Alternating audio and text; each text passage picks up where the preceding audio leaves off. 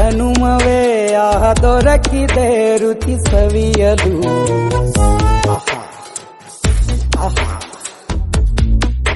ಈ ಜಗವಿದೆ ನವರಸಗಳ ಉಣಬಡಿಸಲು. ಬಿಸಿ ಬಿಸಿ ಇದೆ ಬಿಸಿ ಬಿಸಿ ಇದೆ ನಳಪಾಕ ದಿನ ದಿನ ನೂತನ. ಈ ಬಿಸಿಯುವಾರುವ ಮೊದಲೇ ಎಲ್ಲರ ಜೊತೆಯ ಮೆಲ್ಲುವ ಕಲೆಯದಿ. ಈ ಜನುಮವೇ ಆಹ ದೊರಕಿದೆ ರುಚಿ ಸವಿಯಲು.